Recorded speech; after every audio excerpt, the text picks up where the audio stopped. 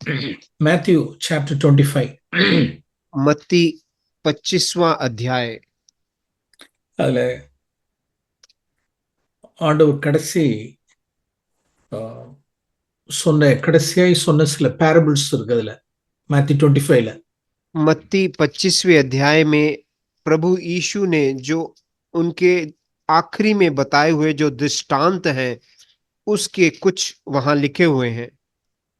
அதனுடைய ப்ரீவியஸ் சாப்டர்ல தான் ஜி டிசைபிள்ஸ் ஜீசஸ்ட கேட்டிருப்பாங்க, உங்களுடைய வருகைக்கும் கடைசி நாட்களுக்கும் உண்டான சைன் என்னன்னு கேட்டிருப்பாங்க.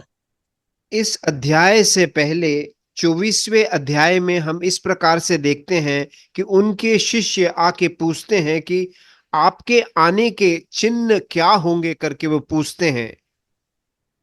அதை தொடர்ந்து ஆண்டவர் சில பேரபிள்ஸ் தான் சொல்லிட்டு வர்றார்.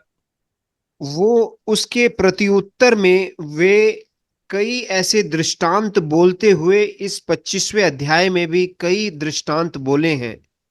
அதுல உள்ளது அதுல ஒரு பேரபிள் வந்து 10 வெர்ஜின்ஸ் குறித்து ஆண்டவர் சொல்றார். वहां 10 कुंवारियों के बारे में एक दृष्टांत बोला गया है। ஜீசஸ் தன்னுடைய பிகினிங்ல மினிஸ்ட்ரி ஆரம்பிக்கும் பொழுது wise wise person foolish person அப்படிங்கிறத ரெண்டு பேரையும் சொன்னார். यीशु ने उनके शुरुआती दिनों में इस प्रकार से समझाया था कि किस प्रकार से एक बुद्धिमान व्यक्ति और एक मूर्ख व्यक्ति होंगे करके उन्होंने समझाया था। வைஸ் பர்சன் எப்படி வீடு கட்டுறான், ஃபூலிஷ் பர்சன் எப்படி வீடு கட்டுறாங்கிறத சொன்னார். एक बुद्धिमान व्यक्ति किस प्रकार से अपना घर बांधता है, एक मूर्ख व्यक्ति किस प्रकार से अपना घर बांधता है। ஆனால் தன்னுடைய கடைசி நாட்கள்ல இப்ப அவர் பேசுறது யார்கிட்ட அப்படின்னா டிசைபிள்ஸ்ட பேசுறார். और आखिरी दिनों में वो किन से बात कर रहा है, उनके शिष्यों से बात कर रहा है। அவங்கள்ட்ட சொல்லும் பொழுது வைஸ் வெர்ஜின் ஃபூலிஷ் வெர்ஜின் அப்படின்ட்டு பேசுறார். उनसे बात करते वक्त बुद्धिमान कुंवारी और मूर्ख कुंवारी के बारे में बात कर रहे हैं। ஏன்னா அது ஒரு க்ளோஸ் சர்க்கியூட்ல தன்னுடைய டிசைபிள்ஸ்ட பேசினது அது. वो एकदम उनके नजदीक के भाइयों के साथ वो बात कर रहे हैं। அதுல நான் verse ஒன்ல இருந்து வாசிப்போமே. 1 1 2 3 4. हम 25वें अध्याय के 1 2 3 4 पढ़ेंगे। तब स्वर्ग का राज्य उस 10 कुंवारियों के समान होगा जो अपने मशालों लेकर दूल्हे के भेंट करने को निकली। उनमें 5 मूर्ख और 5 समझदार थी। मूर्खों ने अपनी मशालों तो ली, परंतु अपने साथ तेल नहीं लिया। परंतु समझदारों ने अपनी मशालों के साथ अपनी कुप्पियों में तेल भी भर लिया। 10 பேருமே கன்னிகைகள் தான். 10 के 10 कुंवारियां थी। நாம் ஆண்டவராகிய இயேசு கிறிஸ்துவை நாம் விசுவாசித்து ஏற்றுக்கொண்டு நாம் हम மனம் திரும்பி நாம் மறுபிறப்பு அடைந்த நாளிலேயே நாம் ஆண்டவருக்கு நாம் கன்னிகையாய் நாம் மாறினோம். हम प्रभु यीशु पर विश्वास करके हमारा पुनर्जन्म होने के बाद परमेश्वर को जब हम स्वीकारते हैं तो हम कुंवारियां बन जाते हैं। அது 2 கொரிந்தியன்ஸ் சாப்டர் 11ல பால் சொல்றார். हम दूसरी कुरिन्थी 11वें अध्याय में इसके विषय में हम पढ़ते हैं। நம்ம அந்த வேர்ஸை நம்ம பார்த்துட்டு வரோம். हम उस वचन को भी देखेंगे। 2 கொரிந்தியன்ஸ் சாப்டர் 11 2 कुरिन्थी 11वां अध्याय verse 2 and 3. 2 और 3। 2 कुरिन्थी 11वां अध्याय 2 और 3। क्योंकि मैं तुम्हारे विषय में ईश्वरीय धुन लगाए रहता हूं, इसलिए कि मैंने एक ही पुरुष से तुम्हारी बात लगाई है कि तुम्हें पवित्र कुंवारी के नाई मसीह को सौंप दूं। 3, परंतु मैं डरता हूं, मतलब मूल गुण वासिकनमा। ஆமா ஆமா எஸ் 3 2 and 3. तीसरा वचन, परंतु मैं डरता हूं कि जैसे सांप ने अपनी चतुराई से हव्वा को बहकाया, वैसे ही तुम्हारे मन को सिधाई और पवित्रता से जो मसीह के साथ होगी होनी चाहिए, कहीं भ्रष्ट ना किए जाए। நாம் மறுபிறப்பு அடைந்த நாளிலே, நாம் ரட்சிக்கப்பட்ட நாளிலே, நாம் ஆண்டவருக்கென்று நாம் கற்புள்ள கன்னிகையாய் நாம் மாறினோம். जब हमने हमारा पुनर्जन्म हुआ और हम परमेश्वर को स्वीकारे, उस दिन से हम कुंवारी बन चुके हैं। இந்த வசனத்தின்படி நமக்கு அன்றைய தினமே நமக்கு ஒரு என்கேஜ்மெண்ட் பெட்ராத்தல் முடிஞ்சிருச்சு. उसी दिन ही इस वचन के अनुसार हमारा सगाई हो गया है। நமக்கு நாம் என்கேஜ் ஆனப்பட்டவர்கள் நம்மளுடைய மணவாளன் தூரத்திலிருந்து வருவதற்காக நாம் காத்து கொண்டிருக்கிறோம்.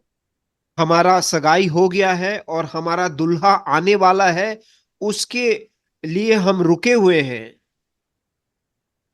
ஆனால் வெர்ஸ் 3ல வாசிக்கிறோம், ஏவாளை எப்படி சர்ப்பம் வஞ்சித்ததோ அதுபோல நாம் நம்மளுடைய ஆண்டவராகிய இயேசு கிறிஸ்து மேல் உள்ளதான அந்த சிம்பிள் டிவோஷன்ல இருந்து நாம் கெடுக்கப்படுவோமோன்னு பயந்திருக்கிறது போல கொரிந்தியருக்காக பவுல் பயந்தார். जिस प्रकार से यहाँ कुरिन्थ सभा के विषय में पौलुस डरा हुआ है कि जिस प्रकार से सांप ने चतुराई से हव्वा को बहकाया, वैसे ही हमारे मन को भी सीधाई और पवित्रता से भ्रष्ट कर सकता है। அது எப்படி அப்படிங்கறது பின்னால பவுல் சொல்றார். ये कैसे होगा वो आगे पौलुस बताता है। another Jesus, another gospel, another spirit அப்படின்னு சொல்றார். एक दूसरा यीशु, दूसरी आत्मा, इस प्रकार से वो आगे पौलुस बताता है। இப்படிதான் பிசாசானவன் என்ன செய்யறது அப்படின்னா, அந்த கிறிஸ்துவனுடைய இந்த உண்மை நின்று அப்படியே விலக்கி வேறொரு இயேசு, வேறொரு காஸ்பல், வேறொரு ஸ்பிரிட் கொண்டு போயிடுறது. इस प्रकार से ही शैतान ये प्रयास करता, किस प्रकार से एक दूसरे यीशु, दूसरे सुसमाचार, दूसरी आत्मा में हमें बहका के लेके जाता है। எல்லாம் ஆண்டவராக இயேசு கிறிஸ்துனுடைய நாமத்தில் தான். ये सब कुछ प्रभु यीशु के नाम में ही हो रहा है। எல்லாம் இம்மைக்காக மாத்திரம் கிறிஸ்துவினிடத்தில் நம்பிக்கை வைக்கிறது. इस धरती के चीजों के लिए केवल यीशु पर आश्रय रखना। எல்லாம் हेल्थी वेल्थी प्रॉस्पेरिटी गॉस्पेल, आरोग्य, पैसा, धन दौलत, इन चीजों पर आश्रित एक सुसमाचार। சிலுவை எடுக்காத ஒரு சுவிசேஷம், क्रूस ना उठाते हुए ऐसा एक सुसमाचार। பரிசுத்தத்துக்கு நடத்தாத ஒரு ஆவியானவர், पवित्रता की ओर न बढ़ाने वाला एक आत्मा। எஸ், இதான் இன்றைய கிறிஸ்துவத்தினுடைய நிலைமை. यही आज के ख्रिस्ती गोला का अवस्था। அந்த அந்த simple devotion to Lord Jesus கிரைஸ்ட்ல இருந்து நம்மள டர்ன் பண்றது, वो सिधाई का, सरलता का वो हम जो सुसमाचार है उसमें से हमें भ्रष्ट करना। பிரியமானவர்களே, நாம் ரட்சிக்கப்பட்ட நாளிலேயே நாம் கிறிஸ்துவுக்கென்று நாம் நிச்சயிக்கப்பட்ட கற்புள்ள கன்னிகைகள். हम जिस दिन हमारा नया जन्म हुआ, उस दिन से ही हम वो चुने हुए वो कुंवारियों के समान है। தமிழ்நாட்டுல சிலர் என்கேஜ்மெண்ட் ஆயிடுச்சுன்னா பேரண்ட்ஸ் ரொம்ப கேர்ஃபுல்லா இருப்பாங்க தங்களுடைய பெண் பிள்ளைகளை குறித்து. एक तमिलनाडु में जब एक विवाह के लिए सगाई हो जाती है, तो जो पेरेंट्स रहते हैं वो उस लड़की के विषय में काफी जागरूक रहते हैं। ஃபார் எக்ஸாம்பிள், ஒரு பிரைட் க்ரூம் எங்க இருக்கார் அப்படின்னா யூஎஸ்ல அல்லது யூகேல இருக்காருன்னு வச்சுக்கோமே, ऐसे सोच के देखेंगे कि दुल्हा यूएस में है या कोई बाहर देश में है। ஓகே, என்கேஜ்மெண்ட் ஆயிடுச்சு, और हमारा सगाई हो गया है लड़की के साथ।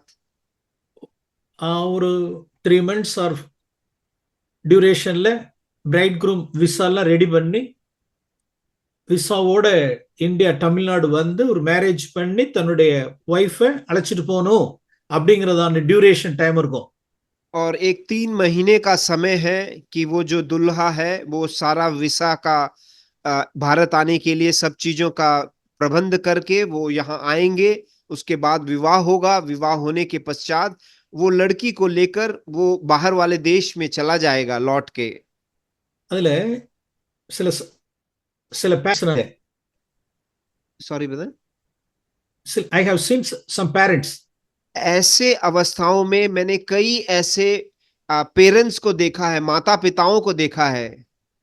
அந்த அந்த பிரைடுக்கு அந்த நிச்சயிக்கப்பட்டதான அந்த பெண்ணுக்கு ஒரு ஒரு எக்ஸாம் கிளியரன்ஸ் இருக்கு, ஒரு செமஸ்டர் எக்ஸாம் கிளியரன்ஸ் பாக்கி இருக்கு அப்படின்னா நியர்பை சிட்டிக்கு கொண்டு போகணும்னா அவரே தன்னுடைய வெஹிக்கிள்ல கொண்டு போயிட்டு அவரே திரும்ப கொண்டு வருவார். समझ ऐसे सोच के देखिए कि वो लड़की जिसका इस प्रकार से सगाई हो गया है उसको कोई एक एग्जाम बाकी रह गया है या उसको एग्जाम को जाना है, तो उनके पेरेंट्स उस लड़की को गाड़ी में लेके जाएंगे, संभाल के वहां पहुंचाएंगे। एग्जाम होने के बाद गाड़ी में वापस लौटा के घर पहुंचाएंगे। எக்ஸாம் ஹாலுக்கு வெளியில காலேஜ் வாசல்ல வெயிட் பண்ணிட்டு இருப்பார். और जब वो एग्जाम चल रहा है उस वक्त पर उनके माता पिता वहां बाहर खड़े रहेंगे जब तक वो आती नहीं है। ஏன் அப்படின்னா மகளுக்கு என்கேஜ்மெண்ட் ஆயிடுச்சு. क्यों इस प्रकार से कर रहे हैं? क्योंकि लड़की की सगाई हो गई है। ரொம்ப ஜாக்கிரதையா இந்த மகளை பாதுகாக்கணும். और क्यों इस प्रकार से कर रहे हैं? बहुत ध्यान से इस लड़की को संभालना है। இடையில யாரும் சம் எக்ஸ் ஆர் ஒய் உள்ளர புகுந்து அவளை வந்து என்ன செஞ்சிடக்கூடாதுன்னா ட்ராப் பண்ணிடக்கூடாது, அவளுடைய மனதை மாற்றிடக்கூடாதுங்கிறதுக்காக பேரண்ட்ஸ் காண்பிக்கிறதான ஒரு ஜாக்கிரதை.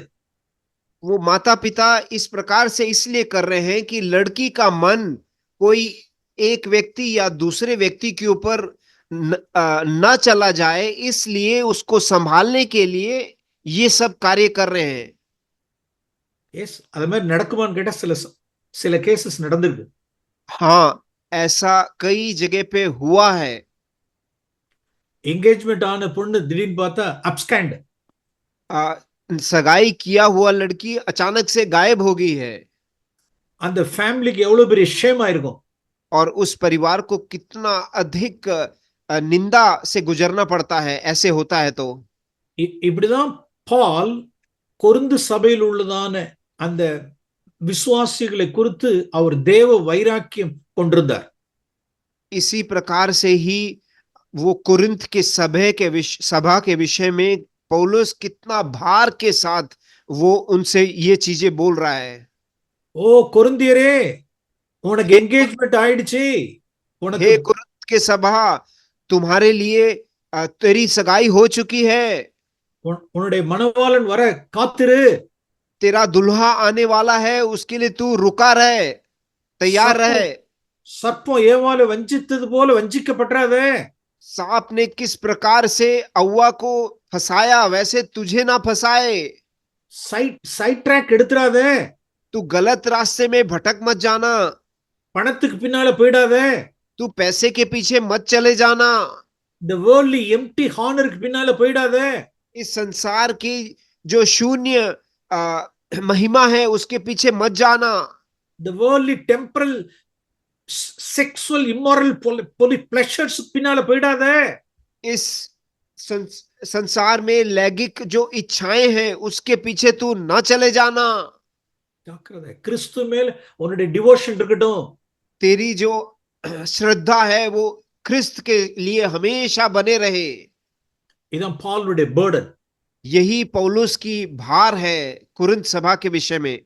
ஓகே, அப்ப நாம் பிரியமானவர்களே, நாம் கற்புள்ள கன்னிகைகள், प्रियजनों, हम सब इस प्रकार से चुने हुए कुंवारियां हैं।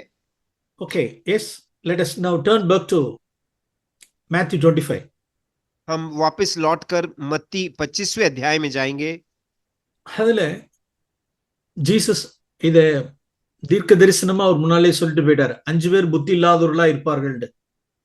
यीशु ने एक आगे आने वाली चीज के हिसाब से पहले से ही इन चीजों को यहाँ लिख के बता दिया कि 5 लोग बुद्धिमान रहेंगे और 5 लोग मूर्ख रहेंगे। 50-50. 50-50%। ஓகே, வேர்ஸ் 3ல வாசிக்கிறோம், புத்தி हम உள்ளவர்களுக்கு புத்தி இல்லாதவர்களுக்கு என்ன வித்தியாசம்? तीसरे वचन में हम पढ़ते हैं जो मूर्ख और जो बुद्धिमान है उनमें क्या फर्क है करके। புத்தி இல்லாதவர்கள் லேம்ப் நல்ல பிரகாசமா இருந்தது, ஆனா ஆயில் கிடையாது. जो मूर्ख थे उनकी जो मशालें थी वो जल रही थी, प्रकाश दे रही थी, परंतु उनके पास तेल नहीं था। புத்தி உள்ளவர்களுக்கு வைஸ் வெர்ஜன்ஸ்க்கு என்ன இருந்துச்சுன்னா, जो தீவட்டி எரிந்தது, அவருடைய பாத்திரத்தில் எண்ணெய் இருந்தது. परंतु जो समझदार थे उनके पास मशाले तो थी, उसके साथों साथ कुप्पी में तेल भी थी। பிரியமானவர்களே, இது சற்று நாம் விளங்கிக்கொள்ளும். प्रियजनों, ये हम समझ के लेंगे। அது என்ன லேம்ப், அது என்ன வெசல்ல ஆயில் அப்படிங்கிறது? ये मशाल क्या है और ये कुप्पी का तेल क्या है? தீவட்டி அதாவது லேம்ப் அப்படின்னா என்னுடைய எக்ஸ்டர்னல் டெஸ்டிமனி, என்னுடைய external testimony for Jesus Christ, நல்ல பிரகாசமா இருக்கிறது. ये मशाल का मतलब है मेरा बाहरी जीवन जो एकदम प्रकाशमय है दूसरों के सामने। பாத்திரத்துல எண்ணெய்ங்கிறது என்னுடைய இன்னர் லைஃப். और जो कुप्पी में जो तेल है वो मेरा अंदरूनी जीवन को दिखाता है। ஒன்னு எக்ஸ்டர்னல் லைஃப், ஒன்னு இன்டர்னல் லைஃப். एक है बाहर का जीवन और दूसरा है अंदर का जीवन। ஒரு சில எக்ஸாம்பிள்ஸ் நான் சொன்னா நம்ம விளங்கிக் கொள்ள முடியும். कुछ उदाहरण हम देखेंगे तो हमें इसे समझने में आसानी होगी। ஒரு சில ஃபூலிஷ் வெர்ஜின்ஸ் நான் காண்பிக்க விரும்புகிறேன். मैं कुछ मूर्ख कुंवारियों को आपको दिखाना चाहता हूं வேதத்திலிருந்து. पवित्र शास्त्र से। அந்த வேதத்தில் உள்ள பாத்திரங்களை நாம் தியானிச்சுட்டு நம்மள யாருங்கிறத மறந்துட வேண்டாம். उस पवित्र शास्त्र में लिखे हुए लोगों को पढ़ने के बाद हम कौन है करके हमें भूलना नहीं है। 2 Timothy chapter 3. 2 तिमोथी 3 अध्याय chapter 3ல பால் லாஸ்ட் டேஸ் குறித்து சொல்றார். 3 अध्याय में अंतिम दिनों के विषय में पौलुस बोल रहा है। என்ன இருக்கும் அப்படின்னா verse 5ல வாசிக்கிறோம், form of godliness இருக்கும், ஆனால் they will deny the power அப்படின்னு வாசிக்கிறோம். 5वें वचन में हम इस प्रकार से पढ़ते हैं कि भक्ति का एक भेष तो धारण करेंगे पर उसकी शक्ति तो ना मानेंगे। அதான் தேவ பக்தியின், அதாவது அவருடைய லேம்ப் எரியும், ஆனா பாத்திரத்துல வெசல்ல ஆயில் இருக்காது. उनकी जो मशाले हैं वो तो जलेंगी, प्रकाश देंगी, परंतु उनके कुप्पी में तेल नहीं रहेगा। அவர்கள் எப்படிப்பட்டவர்களா இருப்பார்கள் வாசிக்கிறோம். वो किस प्रकार के रहेंगे करके यहाँ लिखा हुआ है। அதுல verse 2 and 3 4 அதுல என்ன வாசிக்கிறோம் அப்படின்னா, ஒன்னு லவர்ஸ் ஆஃப் செல்ஃப் அப்படின்னு வாசிக்கிறோம். Number 1 first category. हम दूसरे वचन में 3 अध्याय के दूसरे वचन में हम पढ़ते हैं एक லவர்ஸ் ஆஃப் செல்ஃப், தற்பிரியர்கள்.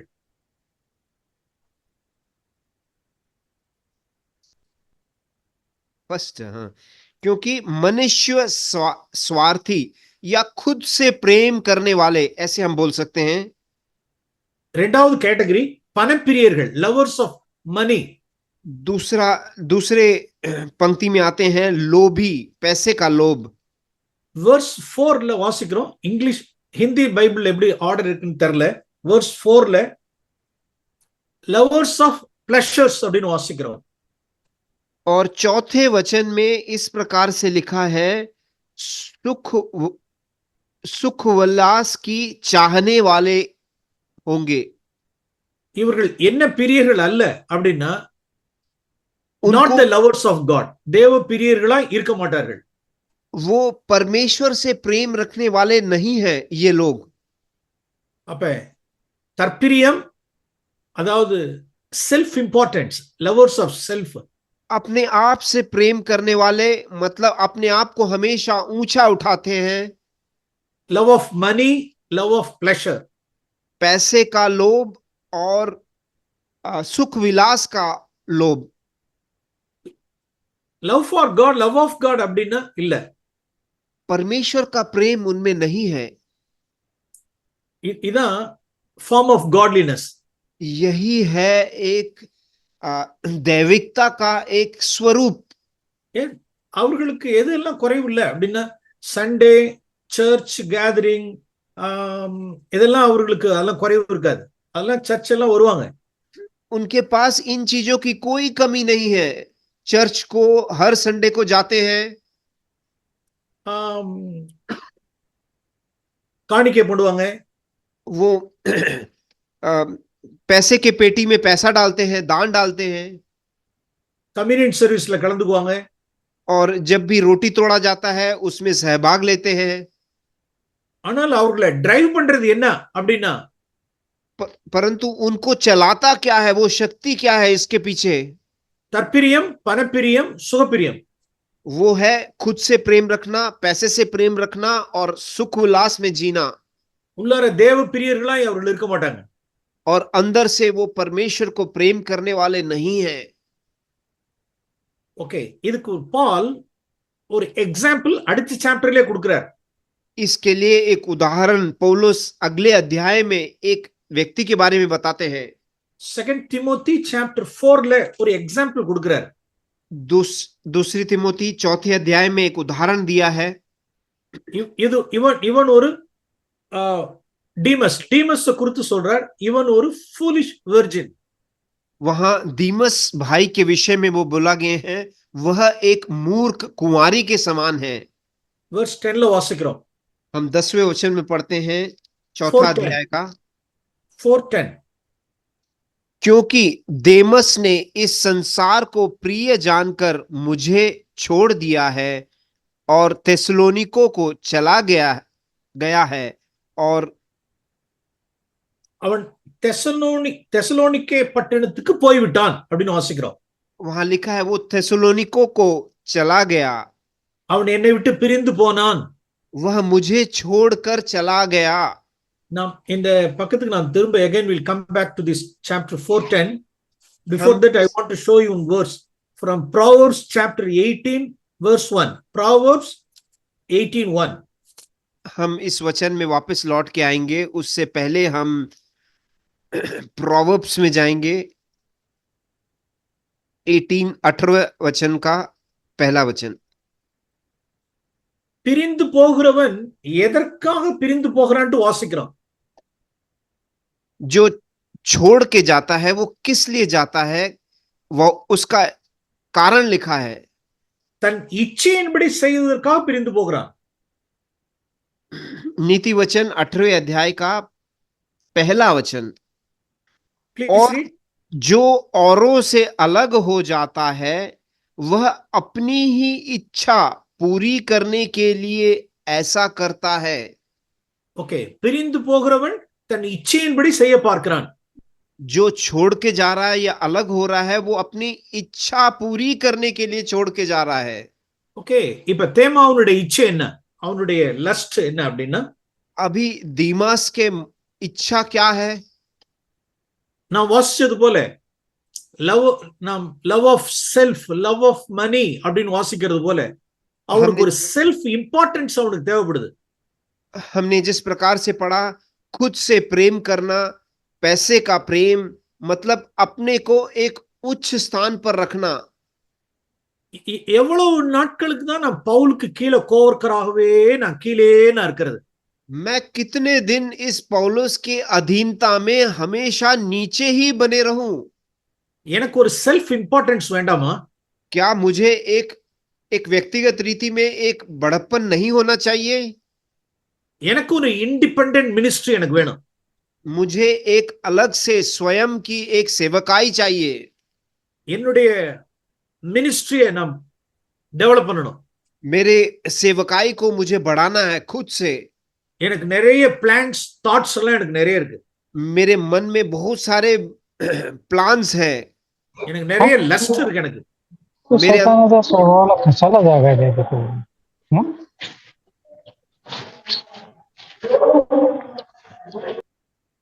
சோ தன்னுடைய செல்ஃப் இம்பார்ட்டன்ஸ்க்காக பவுலை விட்டு பிரிந்து போனான். अपने खुद की इच्छाओं के लिए या अपने आप को बढ़प्पन करने के लिए वो पौलुस को छोड़ के चला गया, दीमस। ஓகே, இன்னொரு காரணம், பவுலோட இருக்கிறதுனால எனக்கு எந்த விதமான மணி பெனிஃபிட்டும் எந்த அட்வான்டேஜும் என்னால எடுக்க முடியல. நோ மணி, ஆதாயம் இல்ல. पौलुस के साथ रहने के कारण पैसे के विषय में मुझे कोई लाभ नहीं मिला। ஓகே, பவுலோட நான் இருக்கிறதுனால எங்க போனாலும் எனக்கு ட்ரையல்ஸ் அண்ட் ஹார்ட்ஷிப்ஸ் தான் எனக்கு. पौल के साथ कहीं पर भी या जहां पर भी मैं जाता हूं वहां पे मुझे दुख और परेशानी ही मिला है। சரி, நிச்சயமா இந்த மூன்று ரீசன்ஸ் ஏதாவது இருக்கும். जरूर इन तीनों चीजों में से कोई एक ना एक तो रहेगा। பாலோட கூட கஷ்டப்பட வேண்டியதில்லை. पौलुस के साथ कष्ट उठाने की कोई जरूरत नहीं है। செல்ஃப் இம்பார்ட்டன்ஸ், செல்ஃப் இண்டிபெண்டண்டா ஒரு மினிஸ்ட்ரி செய்யலாம். पौलुस के अलावा ही खुद की एक सेवकाई कर सकता है। ஓகே, நல்ல மணி ஆதாயத்தை பார்க்கலாம். और अच्छा पैसा कमा सकता है। கிட்டத்தட்ட பவுலோட கூட இத்தனை ஆண்டுகள் இருந்தபடினால நிறைய ட்ரூத்ஸ் நிறைய எனக்கு தெரியும். இப்ப पौलुस के साथ इतने साल रहने के कारण कई सत्यों को वो जान चुका है। எஸ், இந்த நாட்கள்ல நிறைய பேர் எவ்வளவு பேர் திருடுகிறதான ஸ்டீலிங் ப்ரீச்சர்ஸ்லாம் இருக்காங்க இன்னைக்கு. आज के दिन ऐसे चुराने वाले कई प्रचारक हैं। தங்களுடைய மெசேஜஸ்க்காக செய்தியை எடுக்கிறவர்கள், अपने प्रचार का मैसेज तैयार करने के लिए बाकियों से कहीं से चुरा के लेके आना। எஸ், நான் பவுலோட கூட இவ்வளவு நாள் இருந்தேன். मैं पौलुस के साथ इतने साल रह चुका हूं। எனக்கு நிறைய ட்ரூத்ஸ் எல்லாம் தெரியும். अभी मुझे बहुत सारे सत्य मुझे मालूम है। ஓகே, இப்படி சொல்லிட்டு என்ன சொல்லியிருப்பாரு அப்படின்னா, பால் எனக்கு ஒரு பேர்டன், எனக்கு ஐ ஹாவ் எ பேர்டன் அப்படின்னு இருந்திருப்பார். और ये सब मन में रखते हुए वो पौलुस के पास जाके ऐसे बोला होगा, पौलुस भाई मेरे मन में एक बहुत बड़ा भार है।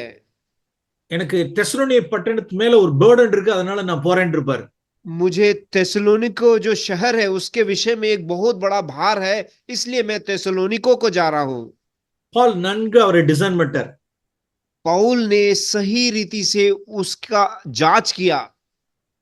அவர் என்னை விட்டு பிரிஞ்சு போனான்ட்டு அவர் சொல்ல, எப்படி சொன்னார் அப்படின்னா, இப்பிரபஞ்சத்தின் மேல் ஆசை வைத்து அவன் என்னை விட்டு பிரிந்து போனான். उसने मुझे छोड़कर गया ऐसा नहीं लिखा है वहां पे, परंतु ऐसा लिखा है कि इस संसार के पीछे जाने के प्रति वो मुझे छोड़ के गया, ऐसे लिखा है। தன் இச்சையின்படி செய்ய பார்ப்பதற்காக தெசலோனிக்க பட்டணத்துக்கு போனான். अपनी इच्छा को पूरी करने के लिए वो तेसलोनिका को गया। ஓகே, இப்ப தெசலோனி பட்டணத்துக்கு போயிட்டான்னு வச்சுக்கோ. अब सोचो कि वो तेसलोनिको के शहर में चला गया। அவனுடைய காஸ்பல் என்னவா இருக்கும்? उनका जो सुसमाचार किस प्रकार से रहेगा? another gospel. एक दूसरा सुसमाचार, यही वो प्रचार करेंगे। அவன் பிரசங்கிக்கிற ஜீசஸ் another Jesus. वो जो यीशु के बारे में बताएंगे वो एक दूसरा यीशु रहेगा। அவன்கிட்ட இருக்கிற ஸ்பிரிட் another spirit. उनके अंदर जो आत्मा रहेगी वो एक दूसरी आत्मा रहेगी। எஸ், ஜனங்களை எவ்வளவா டிசெப்ஷனுக்குள்ள கொண்டு போக முடியும். हाँ जी, ऐसा ही रहेगा कि किस प्रकार से लोगों को फसाव में डाल सकते हैं, वो से ही वैसा ही वे करेंगे। எஸ், அந்த பட்டணத்துல அவனுடைய டெஸ்டிமனி, அவனுடைய தீவட்டி, அவனுடைய லேம்ப் பிரகாசமா எரிஞ்சிருக்கும். वहां पर उनका जो दीप है वो एकदम ज्योतिमय रीति में जल रहा होगा, बाहरी रीति से। எல்லாம் பால் அப்போஸ்தலனோட கூட இருந்ததான சத்தியங்கள் எல்லாம் அதெல்லாம். और ये सारी चीजें कहां से मिली है? पौलुस के साथ रह के सीखी हुई चीजें थी। ஆனால் பாத்திரத்துல என்ன இல்லை அப்படின்னா என்ன இல்லை, परंतु उनके कुप्पी में उनके पास तेल नहीं था। தேவன் பேர்ல தேவ பிரியன் அவன் இல்ல, தேவ பிரியன் அல்ல। वह परमेश्वर को प्रेम करने वाला नहीं था। அவனுடைய ஹார்ட் ஃபுல்லா என்ன இருக்குன்னா செல்ஃப் இம்பார்ட்டன்ஸ், மணி. उनके अंदर हृदय में क्या है? खुद को बढ़प्पन देना और पैसे का लोभ। இப்படிப்பட்டவர்களுடைய தீவட்டி எல்லாம் ஒரு நாளைக்கு அணைஞ்சிரும். ऐसे सारे लोगों का जो दीप है वो सब खत्म हो जाएगा, बंद हो जाएगा। அதற்காக தான் மணவாளன் வர தாமதிக்கிறார். इसीलिए दुल्हा आने में देरी हो रही है। இன்றைய நாட்களில் பார்க்கிறோம், அநேகருடைய தீவட்டிகள் இன்னைக்கு அணைஞ்சிருச்சு, பாத்திரத்தில் எண்ணெய் இல்லாதனால. आज हम क्या देख रहे हैं? अनेकों के मशालों में वो आग नहीं जल रहा है, वो बुझ गया है। எல்லாம் செல்ஃப் இம்பார்ட்டன்ஸ், எல்லாம் செல்ஃப் ப்ரமோஷன் எல்லாமே. क्योंकि वे सभी लोग अपने आप को बढ़ावा देना चाहते हैं। பிரியமானவர்களே, நாம் प्रियजनों, மிகுந்த எச்சரிக்கை அடைவோம். நாம் हम जागरूक होंगे, अपने आप को संभालेंगे। அவனை பிசாசு அவனை ரொம்ப தந்திரமா வஞ்சித்து அவனை கீழே இறக்கிட்டான். शैतान ने बहुत तंत्रशाली रीति से उसको फंसाकर उसे नीचे गिरा दिया। ஆக்சுவலா அவன் எங்க இருந்தான் அப்படின்னா, நல்ல ஒரு காலத்துல பிரகாசமா இருந்தவன் அவன். एक दिन वो एकदम प्रकाश में ज्योति देने वाला व्यक्ति के समान बैठा हुआ व्यक्ति था। பிரியமானவர்களே, நாம் ரட்சிக்கப்பட்ட நாள் என்று நாம் உன்னதங்களில் இருந்தோம். प्रियजनों, हमने जिस दिन से हमारा नया जन्म पाया है, उस दिन से हम वो उच्च स्थान पर प्रभु ने हमें रखा है। ஒரு காலம் நாம் உன்னதத்திலிருந்து நாம் இறங்கி வந்துடக்கூடாது. कभी भी हमें वो उच्च स्थान से नीचे की ओर नहीं आना है। ஒரு காரியத்தை சொல்லி நான் மறுபடியும் அடுத்த எக்ஸாம்பிளுக்கு நான் செல்ல விரும்புகிறேன். मैं एक चीज और इसके विषय में बताकर मैं एक दूसरे उदाहरण में जाना चाहता हूं। Revelation chapter 12. प्रकाशित वाक्य 12वां अध्याय। Satan உடைய மினிஸ்ட்ரி, शैतान का जो सेवकाई है, ஆதியில சாத்தான் தன்னை உயர்த்தினான். ஆதியில தேவ சமூகத்தில் அவன் தன்னை உயர்த்தி அவன் பிசாசாய் தள்ளப்பட்டான். शैतान ने शुरुआत में अपने आप को बढ़ावा देते हुए शैतान बन गया, उसके कारण उसको वहां से नीचे गिरा दिया गया। அவன் கீழே விழும் பொழுது जब वो ऊपर से नीचे गिरे, 1/3 நட்சத்திரங்களை இழுத்து கீழே தள்ளிட்டுன்னு வாசிக்கிறோம். तो 1/3 वो तारों को भी साथ में लेके वो गिरा। Verse 4. Revelation chapter 12 verse 4. प्रकाशित वाक्य 12वां अध्याय 4था वचन।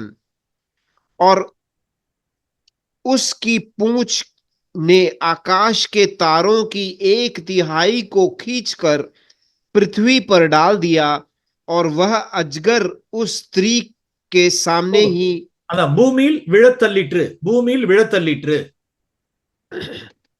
पृथ्वी पर डाल दिया, इस प्रकार से लिखा है। அந்த வால் சர்ப்பத்தினுடைய வால் ஒரு சுருட்டி கீழே தள்ளிடுச்சு. और वो सांप का जो पूंछ है उसने ऐसे लपेट कर उसको ऊपर से नीचे गिरा दिया। இதெல்லாம் நட்சத்திரம். ये सब वो तारे हैं। அதாவது ஆபிரகாமுக்கு ஆண்டவர் ஒரு 2 ப்ராமிஸ் கொடுத்திருந்தார். अब्राहम को 2 प्रॉमिस दिया था। இந்த இடத்துல நட்சத்திரங்கள் ஏஞ்சல்ஸ் நாம் மீன் பண்ணலாம். यहाँ जो तारे लिखे हैं वो हम स्वर्गदूत बोल सकते हैं। ஓகே, ஆபிரகாமுக்கு 2 ப்ராமிஸ் கொடுத்திருந்தார். अब्राहम को 2 वादे दिए थे। ஒன்னு, உன்னுடைய சந்ததி வானத்தில் உள்ள நட்சத்திரங்களைப் போல இருக்குன்னு சொன்னார். एक यह कि तेरे जो संतति है वो इतने तारों के समान होंगे, अनगिनत। உன்னுடைய சந்ததி கடற்கரை மணலத்தனையாய் உன்னுடைய சந்ததி இருக்குன்னு சொன்னார். तेरी जो संतति है वो सागर के किनारे जो रेत है उतने ज्यादा रहेंगे। அதாவது ஆபிரகாம் இடத்திலிருந்து 2 சந்ததி, अब्राहम के अंदर से 2 संतति आने वाली है। ஒன்று ஆவிக்குரிய சந்ததி, ஒன்று மாம்சத்துக்குரிய சந்ததி. एक है आत्मिक जन्म की वो एक प्रथा, और दूसरी है मांस के अनुसार चलने वाली एक प्रथा। ஓகே, ஆவிக்குரிய சந்ததி நட்சத்திரங்களைப் போல. और जो आत्मा के अनुसार जो संतति है वो, सॉरी ब्रदर, तिरुपी सोलुंग ब्रदर, ஒரு சந்ததி வானத்தில் உள்ள நட்சத்திரங்களைப் போல. एक संतति वो सितारों के समान है जो स्वर्ग में है, ஒரு சந்ததி மாம்சத்துக்குரிய சந்ததி மணலத்தனை போல. और दूसरी जो संतति है वो सागर के किनारे में पड़े हुए रेत के समान या मट्टी के समान है. எஸ், நாம் கிறிஸ்து இயேசுவுக்குள்ளாக தேவன் நம்மை உன்னதங்களில் உட்கார வைத்தார். हमें ख्रिस्त में हमें वो उच्च स्थानों पर हमें रखा है परमेश्वर ने. ஓகே, வானத்தில் உள்ள நட்சத்திரங்களைப் போல. वो स्वर्ग के वो सितारों के समान. நம்ம எல்லாம் ஹெவன்லி டுவெல்லர்ஸ். हम सब स्वर्गवासी बने हैं. நாம் வானத்துக்குரிய ஆசீர்வாதங்களை நாம் தேடுகிறவர்கள். हम उन स्वर्गीय चीजों को खोजने वाले बने हैं. நம்மளுடைய போராட்டம் எல்லாம் வான மண்டலம் உள்ள பொல்லாத சேனைகளோடு கூட நம்மளுடைய போராட்டம். हमारा जो युद्ध है वो उस परलोक के जो सेनाओं के विरोध में है हमारी युद्ध. ஆனால் அவனுடைய காரியம் என்னவா இருக்கு அப்படின்னா, ஆதி முதற்கொண்டு அவனுடைய காரியம் என்னவா இருக்கு அப்படின்னா, அதனுடைய வால் கீழே பிடிச்சு தள்ளணும். और शैतान का कार्य उन दिनों से यही रहा है कि वो अपना पूंछ से लिपट कर लोगों को ऊपर से नीचे गिराता है. எஸ், தோ தேமா வானத்து நட்சத்திரத்தை போல இருந்தவனை, உன்னதத்தில் உட்கார்ந்து இருந்தவனை அதனுடைய வால் ஒரு சுருட்டு சுருட்டி கீழே தள்ளி தெசலோனி பட்டணத்துக்கு தள்ளிடுச்சு கொண்டு போய்.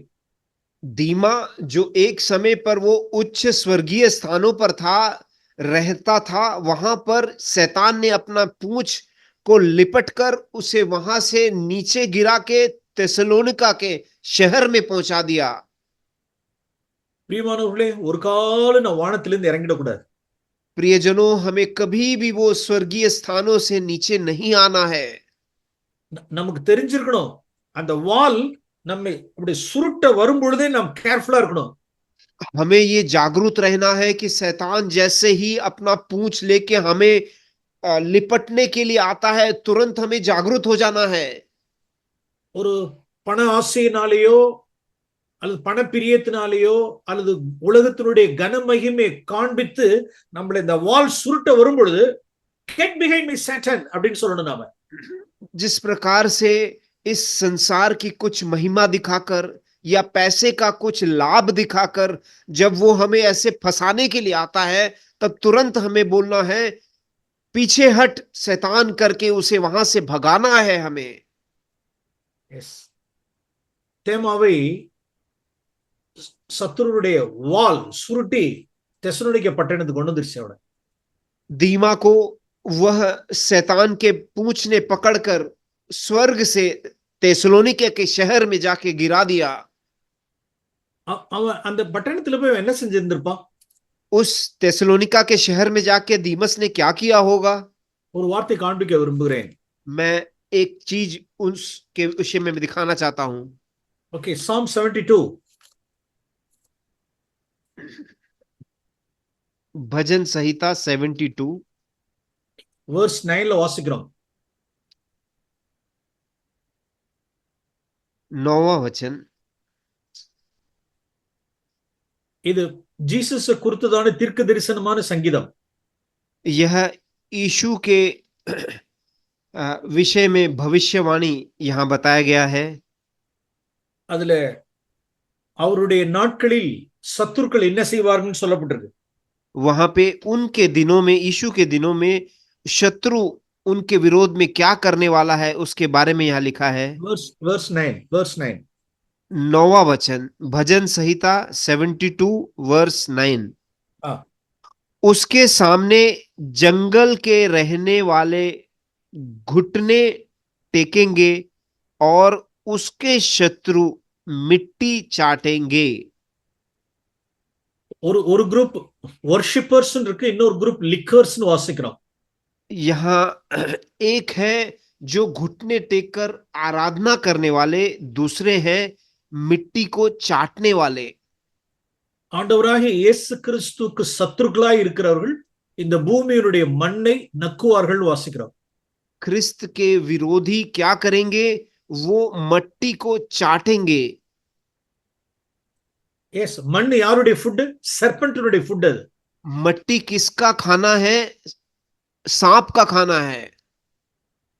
ஓகே, அவன் மண்ணை திங்கிறதுனால वो मट्टी தேவனுடைய பிள்ளைகளையும் மண்ணை திங்கும்படிக்கு அவன் எடுத்து போடுறான். वो मट्टी खाता है, इसलिए परमेश्वर के बच्चों को भी वो मट्टी ही खिलाता है। ஒருபோதும் மண்ணை நாம் நக்கிடக்கூடாது. एक भी दिन हमें वो मट्टी चाटने की जरूरत नहीं है, खाने की जरूरत नहीं है। சிலர் அந்தரங்கத்தில் இன்டர்நெட்ல தங்களுடைய மொபைல்ல கம்ப்யூட்டர்ஸ்ல போர்னோவை லிக் பண்ணுகிறவர்கள் இருக்காங்க. कुछ लोग अपने अंदरूनी जीवन में वो अश्लील चित्रों की चीजें वो चाटने वाले हैं अपने मोबाइल में या इंटरनेट में। எஸ், ஃபில்தி மூவிஸ் பார்க்கிறவர்கள் எல்லாம் மண்ணை நக்குகிறவர்கள், மண்ணை லிக் பண்ணுகிறவர்கள். अश्लील चित्र वाले, मूवी देखने वाले सब इस प्रकार से मट्टी चाटने वाले हैं।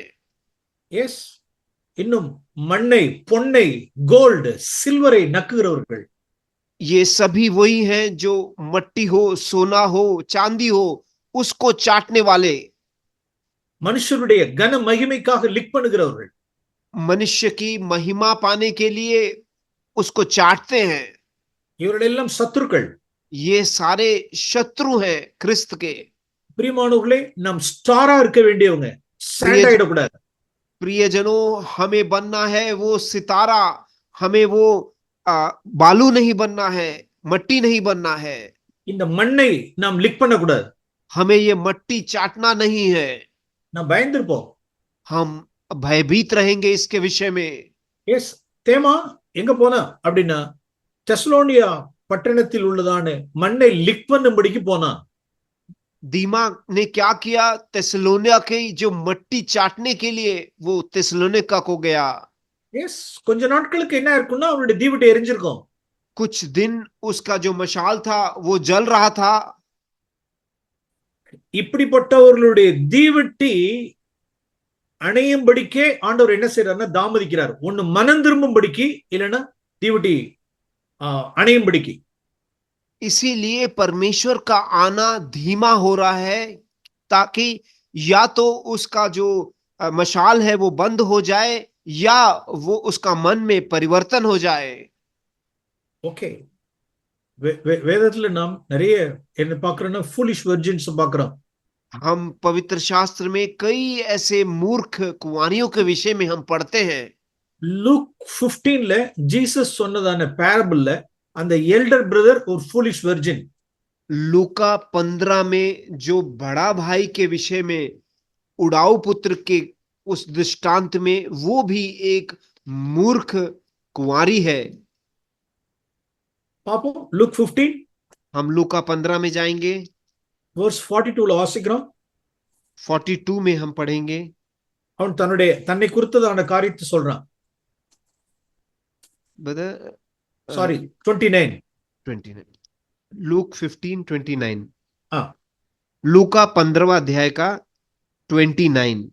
हाँ, उसने पिता को उत्तर दिया कि देख, मैं इतने वर्ष से तेरी सेवा कर रहा हूं और कभी भी तेरी आज्ञा नहीं टाली, तो भी तूने मुझे कभी एक बकरी का बच्चा भी ना दिया कि मैं अपने मित्रों के साथ आनंद करता। அவனுடைய தன் தகப்பனேன்னு கூட சொல்லல பாருங்க. वहां देखिए किस प्रकार से वो अपने पिता को पिता भी नहीं बुला रहा है। அவன் என்ன சொல்றான்? இதோ ஹியர் அப்படிதான் சொல்றான். டாடி அப்படின்னு சொல்றது கூட அவனுக்கு முடியல. वहां वो देखो शुरुआत में वो इस प्रकार से बोल रहा है कि देख, इस प्रकार से कि देख, अपने पिता को भी एक पिताजी करके वो नहीं शुरुआत कर रहा है उसकी बोली में। அவனுடைய பாத்திரத்தில் என்ன இருக்கு அப்படின்னா கோபம் இருக்கு. उसके जो कुप्पी में क्या भरा हुआ है, क्रोध भरा हुआ है। அவனுடைய வெசல்ல என்ன இல்ல அப்படின்னா லவ் ஆஃப் காட் இல்ல. उसके कुप्पी में क्या नहीं है, वो है परमेश्वर का भय, प्रेम नहीं है। தன்னுடைய சகோதரன் மேல நேசம் இல்ல. उसके भाई के प्रति उसको प्रेम नहीं है। தன்னுடைய சகோதரனுடைய முகத்தை பார்க்க விருப்பம் இல்ல. अपने भाई के मुंह को वो देखना ही नहीं चाहता है। தன்னுடைய சகோதரனை மன்னிக்க முடியல. अपने छोटे भाई को वो क्षमा नहीं कर पा रहा है। தகப்பனார் மேல மரியாதை இல்ல. अपने पिता के प्रति उसको एक आदर नहीं है। வீட்டுக்கு உள்ளார கூட போகல. वो घर के अंदर भी जाने के लिए तैयार नहीं है। அவனுடைய டிமாண்ட் என்னங்கிறது எல்லாம் இருதயத்துள்ள அவ்வளோ நாளா வச்சு இந்த டிமாண்ட் என்னன்னு சொல்லிட்டான். उस इतने दिनों तक उसके मन में रखी हुई जो चीजें हैं, जो डिमांड है, वो सारी की सारी वो अपने पिताजी के सामने उंडेल देता है। என் ஃப்ரெண்ட்ஸோட நான் ஹாப்பியா இருக்கிறதுக்கு मेरे ஒரு ஆட்டுக்குட்டி கூட கொடுக்கல நீங்க. मेरे दोस्तों के साथ आनंद मनाने के लिए एक बच्चा भी नहीं दिया है, बकरी का। செல்ஃப் சென்டர்ட் லைஃப் பாருங்க, தற்பிரியம், अपने प्रति प्रेम रखने वाला एक जीवन, லவர்ஸ் ஆஃப் பிளஷர், सुख भोग, सुख विलास का प्रेम करने वाले लोग। தன்னுடைய சகோதரன் தன்னுடைய ஆஸ்திக்கு அவனும் கூட வந்துட்டானுங்கிறதுக்கு அந்த பணப்பிரியம். मेरा भाई जो मेरे चीजों को लेने के लिए वापस यहाँ आ गया है करके पैसे का वो लोभ।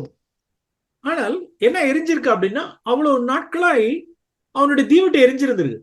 परंतु इतने दिनों तक उसका जो मशाल है वो अभी तक जलते ही आया है बाहरी रूप से। இதோ டாடி, இதை செய்யறேன் டாடி, இதை செய்யறேன் டாடி, இதை செய்யறேன் டாடி, அதை செய்யறேன் டாடி, கீழ்ப்படிதல் கீழ்ப்படிதல் கீழ்ப்படிதல் போல வந்து தீவட்டை எரிஞ்சிருந்திருக்கு. पिताजी मैं ये करता हूं, वो करता हूं, ये करता हूं, सारी चीजें पिताजी जो बोलते हैं वो सुनते हुए करने वाला एक व्यक्ति, उसका मशाल जल रहा है, பாத்திரத்தில் என்ன இல்ல. परंतु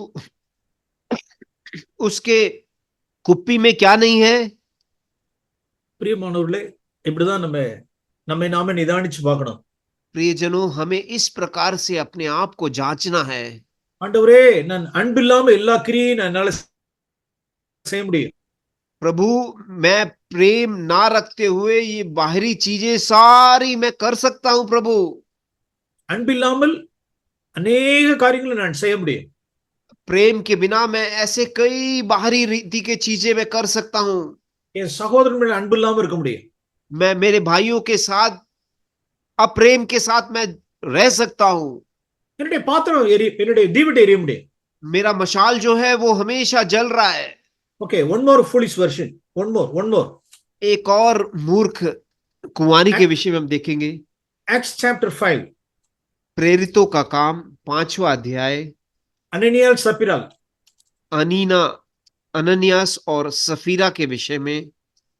फर्स्ट சர்ச்சில் அவர்கள் 3000 பேர்ல அவர்களும் அந்த ஃபேமிலி ஒரு ஃபேமிலி 3000 பேர் ரட்சிக்கப்பட்டதுல पहला कलीसिया जहां 5000 लोग एक साथ परिवर्तन पाए थे, उनमें से एक परिवार है ये अननिया और सफीरा का। ஓகே, யூதர்களிடத்துல எவ்வளவு எதிர்ப்பு இருந்திருக்கும், அதெல்லாம் எதிர்கொண்டவர்கள்।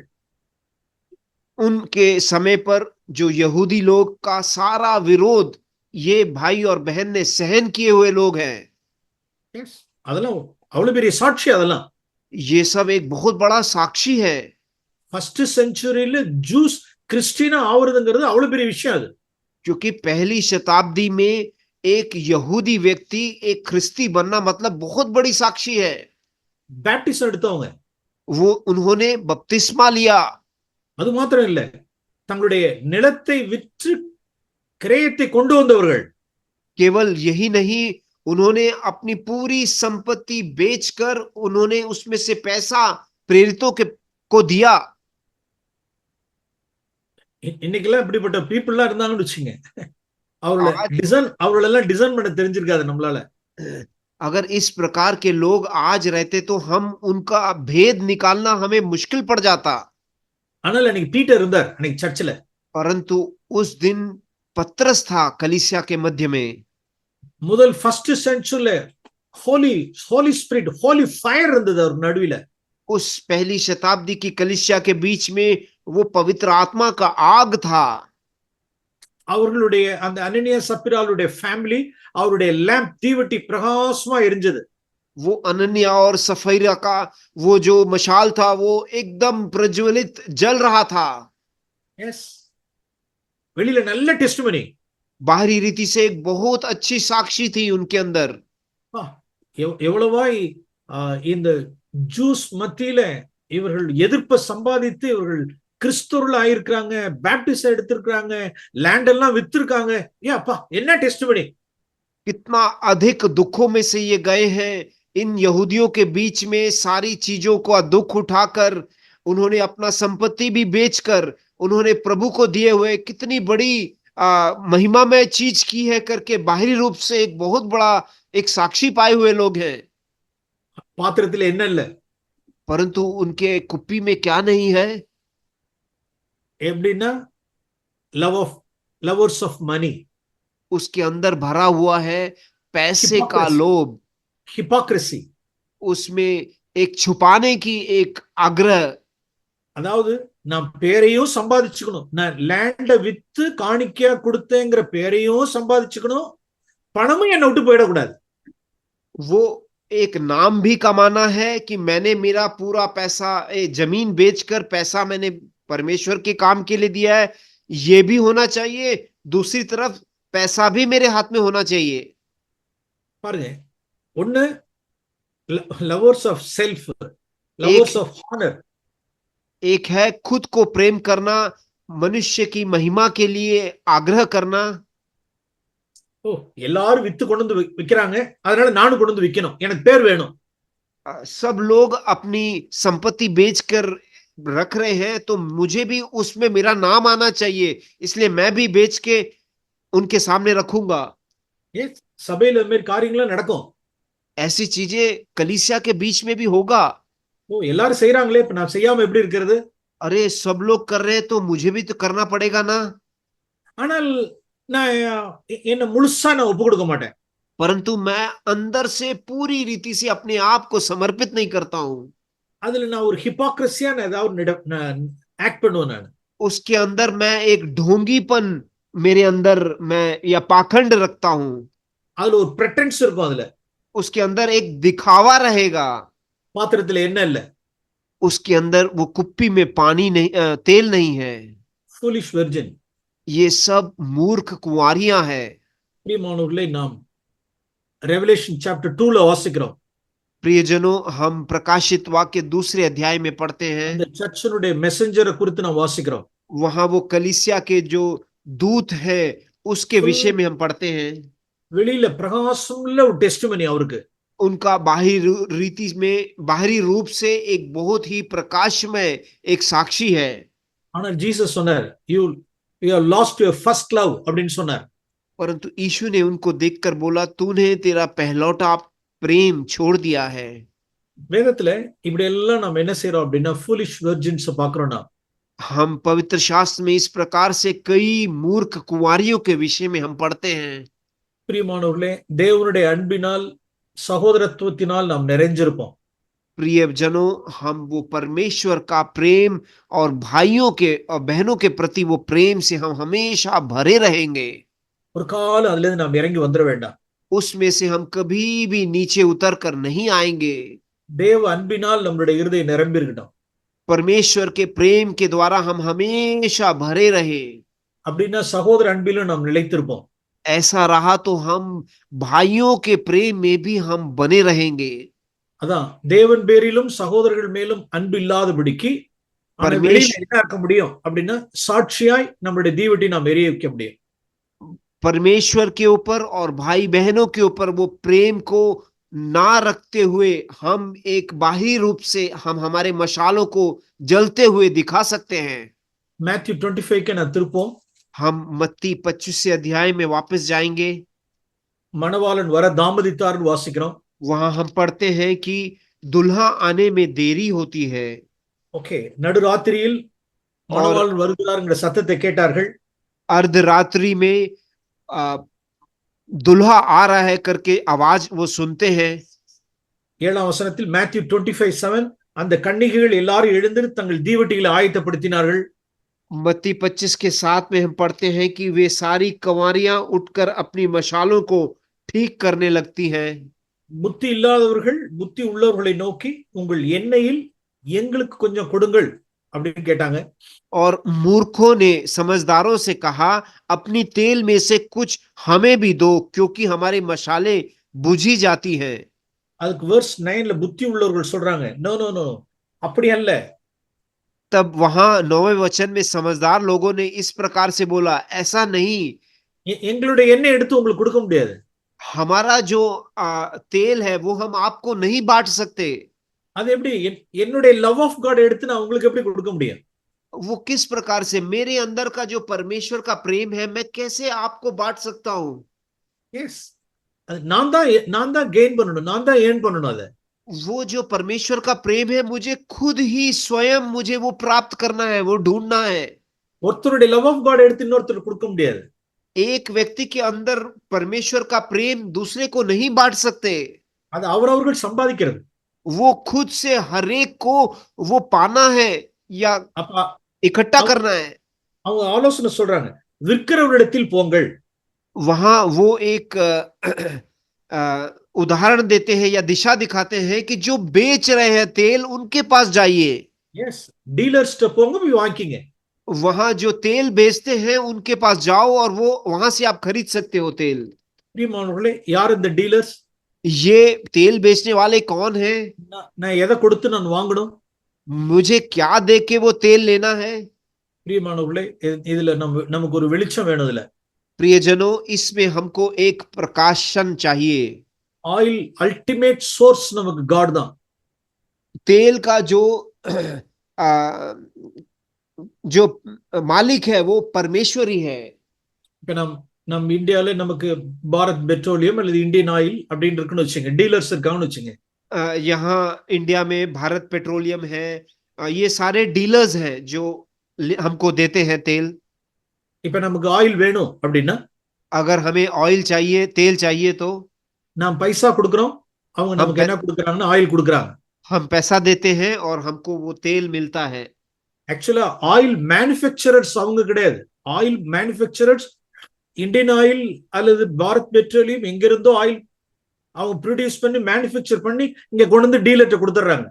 ये जो भारत पेट्रोलियम है या इंडियन ऑयल है, ये खुद से निर्माण नहीं करते हैं ये तेल को. वो और कहीं से उत्पन्न किया हुआ चीज को खरीद के वो यहाँ बेच रहे हैं आपको. எஸ், அவங்க டீலர்ஸ். वो डीलर्स हैं, खरीदी बेचने वाले हैं. பிரியமானவர்களே, நம்மளுடைய ஆயில் அல்டிமேட் சோர்ஸ் எங்க அப்படின்னா ஜீசஸ் தான். லார்ட் தான் நமக்கு வந்து அந்த ஆயிலை கொடுக்கிறவர். हमारा जो तेल का जो स्रोत है वो परमेश्वर ही है, यीशु ही है. எஸ், நம் அவருடைய பிரசன்ஸ்க்கு போய் நம்ம இந்த ஆயிலை வாங்க வேண்டியது இருக்குதான். हमें उनके सानिध्य में जाकर ही ये तेल को खरीदना है. ஆனா ஆண்டவர் என்ன சொன்னாருன்னா டீலர்ட்ட போன்னு சொல்றாரு. परंतु परमेश्वर क्या बोल रहे हैं, वो जो खरीदी और बेच रहे हैं उनके पास जाइए, डीलर के पास. அந்த டீலர் என்ன, அந்த மணி என்ன? वो डीलर कौन है और वो पैसा कौन है? पैसा क्या है? யார் யாரெல்லாம் நம்மள கிரஷ் பண்றாங்களோ, जो जो लोग हमें क्रश करते हैं, हमें नाश करने का प्रयास करते हैं, वे लोग. யாரெல்லாம் நம்மள சப்ரஸ் பண்ணி ஹியூமிலியேட் பண்ணி பிரேக் பண்ணுகிறார்களோ அவரோட எல்லாரும் டீலர்ஸ் தான். वो ये सभी लोग जो हमें दबाकर हमें नीचे दिखाना चाहते हैं या हमारी निंदा करना चाहते हैं, वे सभी लोग ये डीलर लोग हैं. அவர்களை நாம் கடந்த நாட்களை நாம் மிஸ் பண்ணிட்டோம். उन सबों को हम लोगों ने मिस कर दिया, उनसे लाभ नहीं ले पाए. நான் கொடுக்க வேண்டிய பிரைஸ் என்ன? मुझे देना क्या है, पैसा क्या देना है? என்னுடைய செல்ஃப், मेरा खुद का हित, என்னுடைய ஈகோ, मेरी जो अपने विषय में जो बड़प्पन है. எஸ், இந்த இடத்துல ஆண்டவரே என்னுடைய ஈகோ என்னுடைய செல்ஃப் கிரஷ் ஆகட்டும். प्रभु इस जगह पर मेरी जो बड़प्पन है, खुद के बारे में जो बड़ी सोच है, वो यहाँ नष्ट होने दो, नाश होने दो। இந்த டீலர் மூலமா इस डीलर के द्वारा ஆண்டவர் நமக்கு ஆயில் கொடுப்பார். तो परमेश्वर मुझे ऊपर से तेल भेजेगा। நான் என்னுடைய பார்ட் என்ன, நான் என்ன பே பண்ணணும்? मुझे क्या देना है, मेरा भाग क्या है? என்னுடைய செல்ஃப் கிரஷ் ஆகணும். मेरा जो खुद का अंदर का जीवन है वो क्रश होना चाहिए, वो मारा जाना चाहिए। யார் மூலமா? அந்த டீலர் மூலமா. किसके द्वारा? वो डीलर के द्वारा। யார் இந்த டீலர்? என்னுடைய ஹஸ்பண்டா இருக்கலாம், वो डीलर कौन हो सकता है? वो मेरा पति हो सकता है, ஒய்ஃபா இருக்கலாம், मेरी पत्नी हो सकती है, என்னுடைய டிஃபிகல்ட்டான சில்ட்ரனா இருக்கலாம், मेरे परेशान करने वाले बच्चे हो सकते हैं, டிஃபிகல்ட் பிரதரா இருக்கலாம், டிஃபிகல்ட் சிஸ்டரா இருக்கலாம், एक मुझे दुख देने वाले भाई या बहन हो सकते हैं, டிஃபிகல்ட் பாஸா இருக்கலாம், चाहे मेरे दुख देने वाले एक बॉस हो सकते हैं, எஸ் டிஃபிகல்ட் இன்லாவா இருக்கலாம், और मेरे रिश्तेदार हो सकते हैं, सास और ससुर हो सकते हैं, டிஃபிகல்ட் நெய்பர்ஹுட்டா இருக்கலாம், मेरे पड़ोसी हो सकते हैं, டிஃபிகல்ட் கொலீகா இருக்கலாம். मेरा साथी हो सकता है काम करने वाले जगह पर। இவர்கள் எல்லாரும் டீலர்ஸ். ये सभी लोग वो डीलर है जो बेचते அவர்கள் हैं। நம்மள அவர்கள் மூலமாய் நாம் கிரஷ் ஆகும் பொழுது நம்மளுடைய ஈகோவை செல்ஃப் நாம் பே பண்ணிடணும்.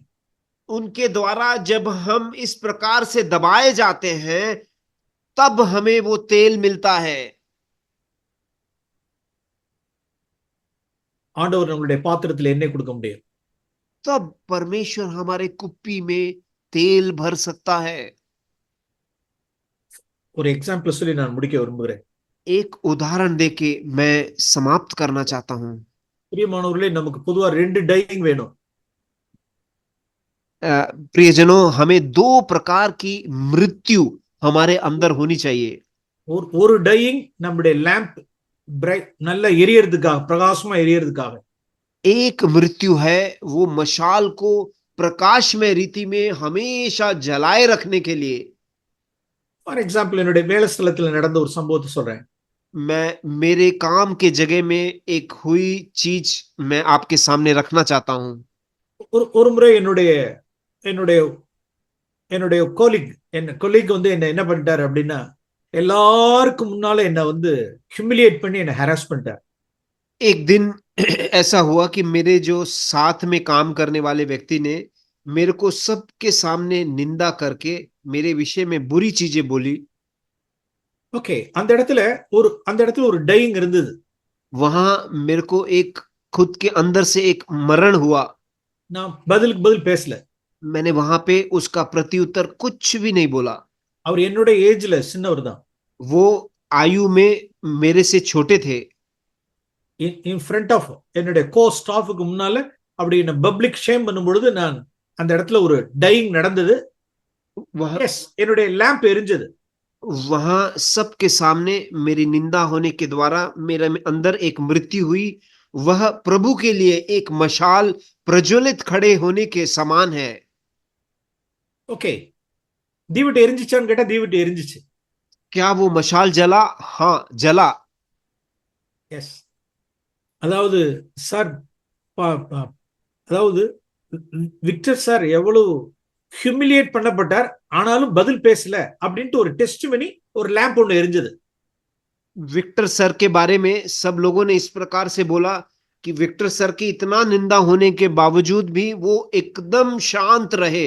ऐसा एक साक्षी सबके सामने प्रज्वलित हुई। எஸ், அது 1 மைல், அது 1 மைல். वह 1 मील जाने के प्रति है के समान है। அது ஃபர்ஸ்ட் டையிங். அது वो पहला मृत्यु है। சாட்சி தீபம் எரிஞ்சிச்சு, லைட் எரிஞ்சது. वो जो मशाल था वो जल रहा है प्रकाशमय रीति से। ஆனா உள்ளார எனக்குள்ள இருக்கக்கூடியதான இன்னர் பாயிலிங் அது யாருக்குமே தெரியாது. परंतु मेरे अंदरों अंदर जो गर्माहट हो रही है और जो तकलीफ हो रही है वो बाहर किसी को नहीं मालूम।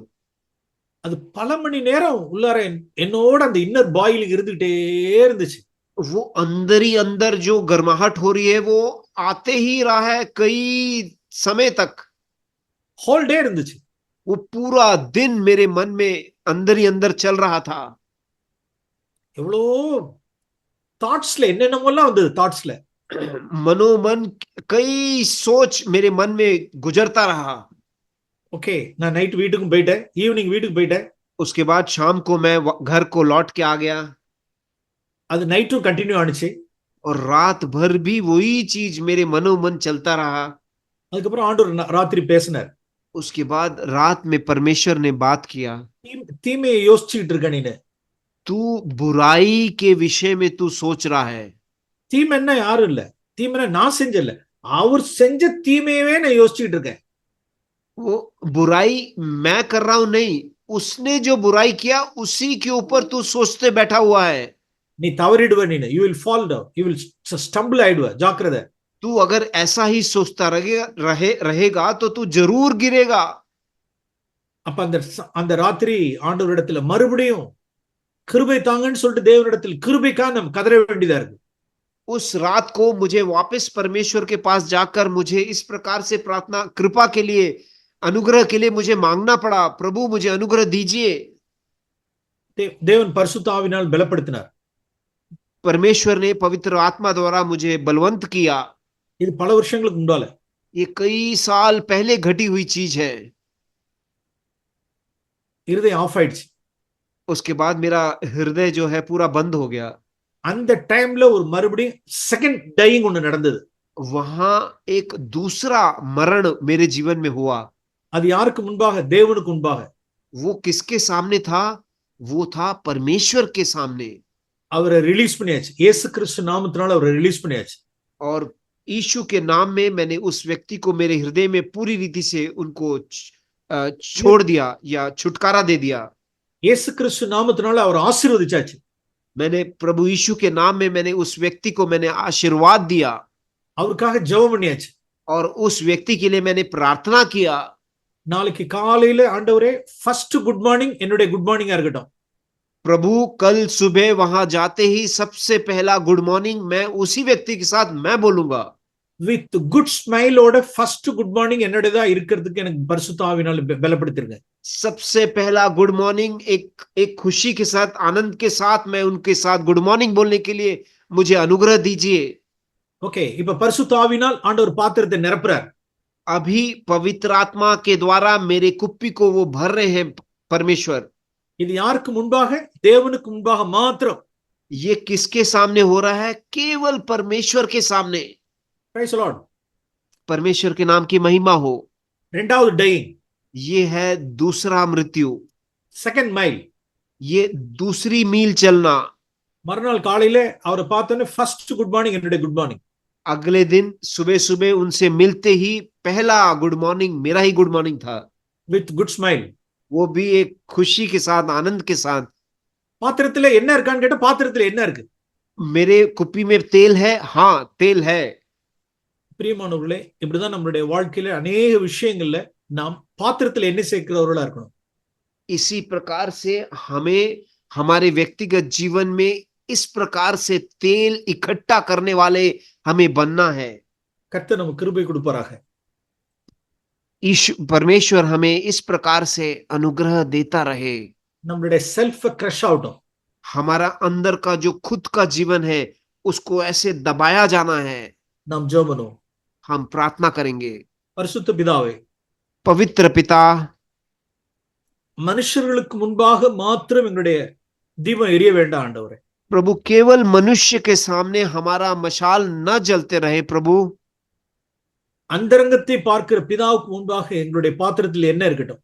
प्रभु अंदर से जो हमको जानने वाले परमेश्वर के सामने हमारा मशाल जले। प्रभु புத்தி உள்ள கன்னிகைகளை எங்களை மாற்றும். प्रभु हमें बुद्धिमान कुंवारी के समान हमें बदलिए। प्रभु தேவ அன்பினால் எங்கள் இருதயத்தை நிரப்புங்க. प्रभु परमेश्वर के प्रेम के द्वारा हमारे हृदयों को आप भरिए। வானத்திலிருந்து கீழே ஒரு காலம் நாங்கள் இறங்கி வந்துட வேண்டும். उस उच्च स्वर्गीय स्थानों से हम कभी भी नीचे उतर कर ना आए। प्रभु எங்களுடைய ஒரு பேரில் இருதயத்தை அடைச்சு கொள்ள வேண்டாம். किसी के विरोध में हमारे हृदयों को कभी भी हम बंद ना करें प्रभु। தேவ அன்பினாலும் சகோதர அன்பினாலும் எங்களுடைய இருதயத்தை நிரப்பும். परमेश्वर का प्रेम और भाई और बहनों का प्रेम के द्वारा मुझे भर दीजिए प्रभु।